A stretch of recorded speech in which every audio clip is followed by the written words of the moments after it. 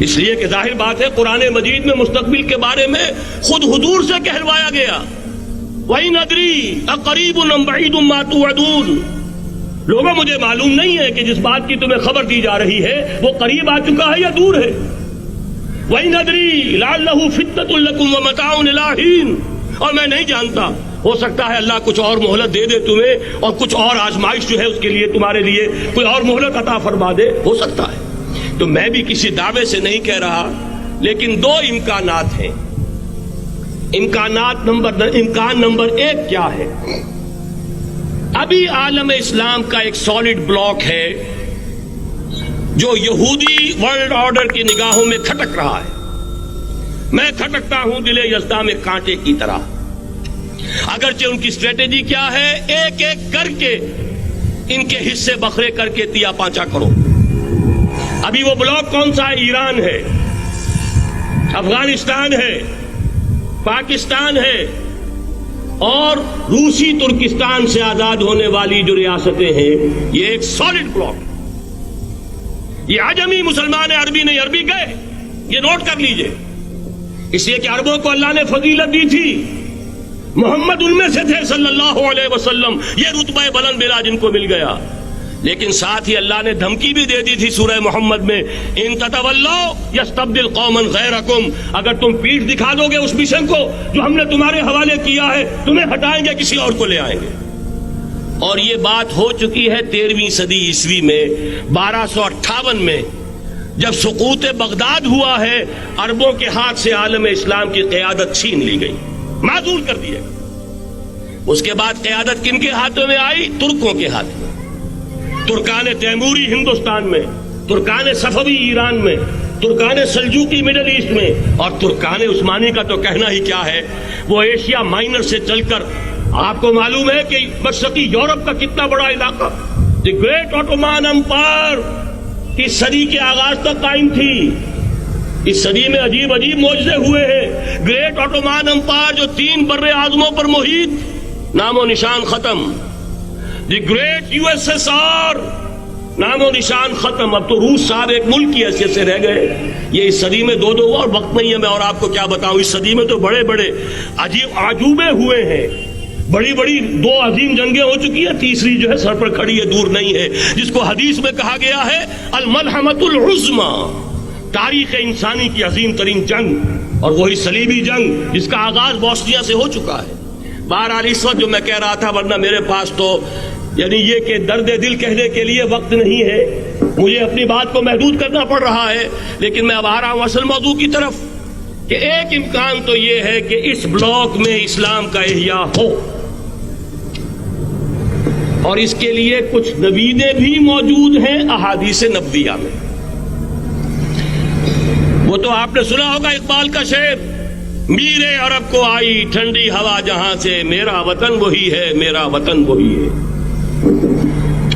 حدیث میں آتا ہے یخرج ناس من المشرق یوتئون للمہدی، یعنی سلطان ہی، مشرق سے فوجیں نکلیں گی کہ جو کہ مہدی کی حکومت قائم کریں گی، اور یہ ہوں گے حضرت فاطمہ کی نسل ہی سے رضی اللہ تعالی عنہا، لیکن عالم عرب کے اندر پھر ایک طاقت بن کر ابھریں گے، باطل کی قوتوں کے خلاف جہاد کریں گے، لیکن ان کو مدد آئے گی 2 طرف سے، ایک زمینی مدد آئے گی مشرق سے، ایک آسمانی مدد آئے گی، عیسیٰ ابن مریم کا نزول، حضرت مسیح علیہ الصلوۃ والسلام جو زندہ آسمان پر اٹھائے گئے تھے نازل ہوں گے، اور در حقیقت ان 2 مددوں کے نتیجے میں پھر یہود کا قلع قمع ہوگا، اور یہی گریٹر اسرائیل ان کا گریٹر گریو یارڈ بن کر رہے گا، عظیم تر قبرستان بن کر رہے گا۔ اس کی بڑی واضح حدیثیں موجود ہیں، اس کی بڑی تفصیلی خبریں موجود ہیں، یہ احادیث کی کتب کے اندر، بدقسمتی سے ہماری اس کی طرف توجہ نہیں۔ ایک تو یہ ہو سکتا ہے، اسی طریقے سے ایک اور حدیث ہے، یخرج من خراسان رایات سود، اور یہ مسلم شریف کی روایت ہے، نوٹ کیجئے گا، نہیں ترمذی شریف کی روایت ہے، یخرج من خراسان رایات سود لا يردها شيء حتى تنصب بإيلیا، اور خراسان حضور کے زمانے میں آج کے افغانستان کا نام تھا۔ جتنا خون یہاں پر خلوص کے ساتھ دیا گیا ہے، اس کی مقدار بھی کم نہیں ہے. یہاں سے خیر برآمد ہوگا. اور دوسری بات اپنے بارے میں نوٹ کر لیجئے, یہ پاکستان, بچا کھچا Pakistan, what remains of Pakistan, یہ اصل میں ہے کیا؟ مولانا بہت خوبصورت انداز میں فرما رہے تھے, یہ 313 نہیں تھے, اسلام تھا. اسی طرح نوٹ کیجئے, پاکستان نہیں ہے, 4 صدیوں کی تجدیدی مساعی کا حاصل ہے. آپ نے کبھی نوٹ کیا ختم نبوت کے بعد اب سب سے اونچا منصب کس کا ہے؟ مجددین.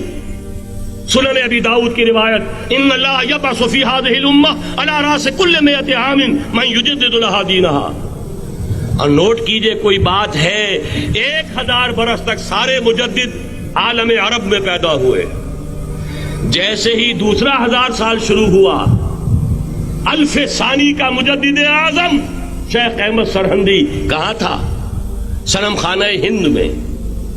حاضر ہوا میں شیخ مجدد کی لحد پر, وہ خاک کے ہے زیر فلک مطلع انوار, گردن نہ جھکی جس کی جہانگیر کے آگے, جس کے نفس گرم سے ہے گرمی اعراض.